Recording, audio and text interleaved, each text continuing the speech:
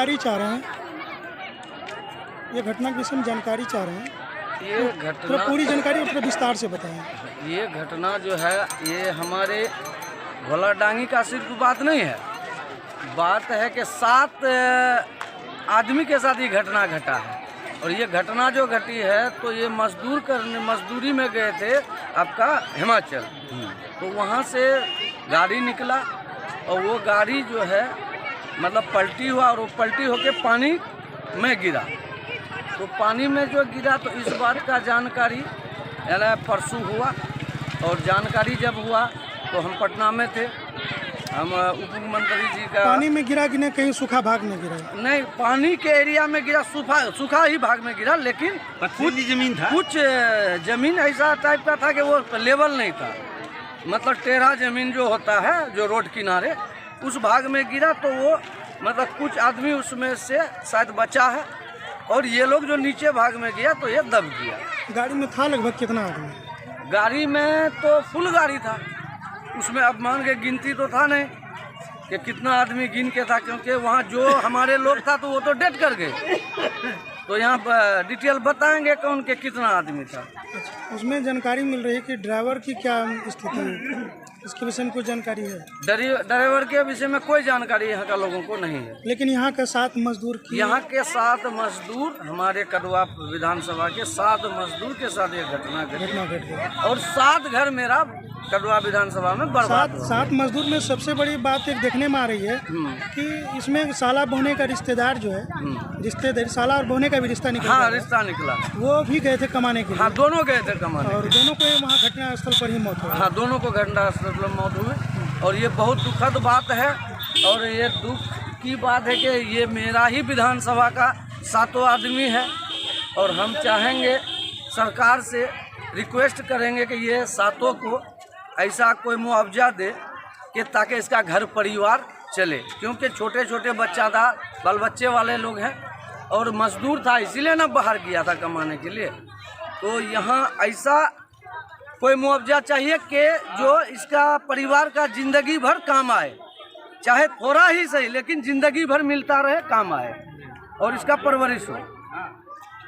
हम हमारे सरकार से हम मान गए, भाजपा में महामंत्री भी हैं, तो हम अपने सरकार से रिक्वेस्ट करते हैं कि ये जो 7 आदमी के साथ ये घटना घटी है, इसका परिवार का आगे चल के कैसे दिन जाएगा, कैसे ये लोग खाएंगे पिएंगे, कैसे बाल बच्चा का शादी, मान के लड़की का शादी दिलाएंगे, ये सब को यानी कि देखते बिहार के जो वर्तमान उप मुख्यमंत्री है उनसे आप काफ़ी उम्मीद कर रहे हैं। हाँ, हम जो बिहार के हमारे तारकेश्वर भगत जी जो वर्तमान अभी मुख्यमंत्री बने हैं, तो हम बहुत ज़्यादा उम्मीद रखते हैं कि सबसे पहली बार तो कर्मठ, हमारे उप मुख्यमंत्री जी कर्मठ भी हैं, लगातार 4 बार से विधायक भी थे, शपथ ग्रहण में भी आप और शपथ ग्रहण में भी हम थे।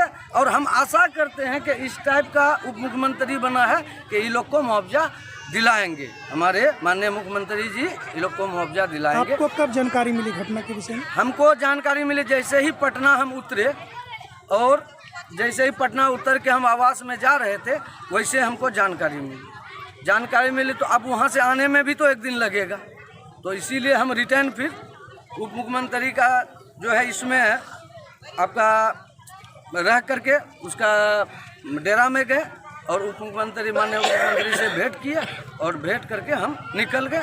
और कल मेरा उप मुख्यमंत्री जी भी आज निकले हैं भोरे और आज पहुंच जाएंगे। अब लगता है कि लगभग पहुंच गया होगा। तो जिस समय घटना घटी वो समय और अभी का जो समय है लगभग कितना समय पार हो गया?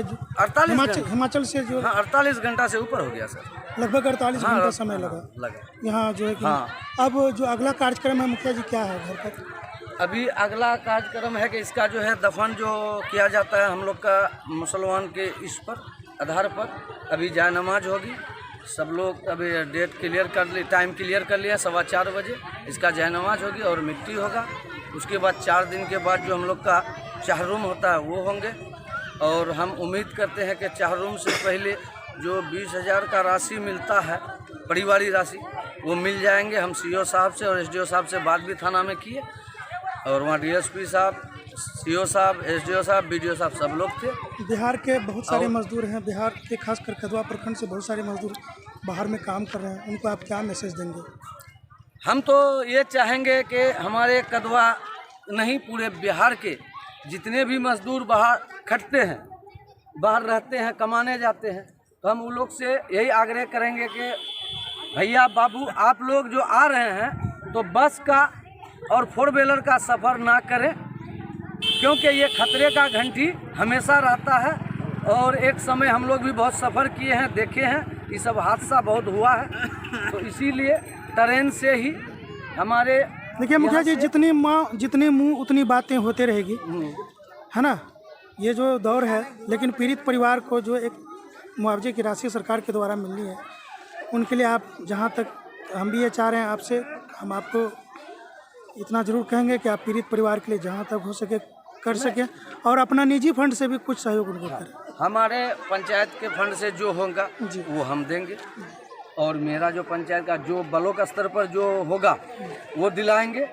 और बाकी हम माननीय उप मुख्यमंत्री जी से रिक्वेस्ट कर रहे हैं, पूरे मतलब सातों के लिए रिक्वेस्ट कर रहे हैं कि हमारे यहाँ के उप मुख्यमंत्री जी हैं, माननीय उप मुख्यमंत्री जी हमारे यहाँ के लोगों का मदद करेंगे, और कर्मठ भी है और काम करने वाले हमारे उप मुख्यमंत्री जी हैं, और हमको भरोसा भी दिया, हमसे बातचीत भी हुआ है। गोपीनगर पंचायत के हमारे मुखिया जी हैं, मुखिया जी हम इसलिए कह रहे हैं कि ये समाज सेवी भी हैं और बिल्कुल सेकुलर माइंडेड है, सबके लिए है। और इनकी जो पत्नी है वो मुखिया जी हैं और ये समाज सेवा करते हैं, समाज के लिए जो है, और भाजपा का महामंत्री भी हैं। और हमने हम परिचय करवा रहे हैं। मुखिया जी आपका शुभ नाम आप हम चाह रहे हैं आप कैमरे में दर्शकों को बता दें। मेरा शुभ नाम हुआ शमशेर आलम, भाजपा महामंत्री कटिहार। तो जनता के दुख दर्द में हमेशा साथ रहते हैं। मैं जितेंद्र कुमार, कदवा कटिहार के लिए, धन्यवाद।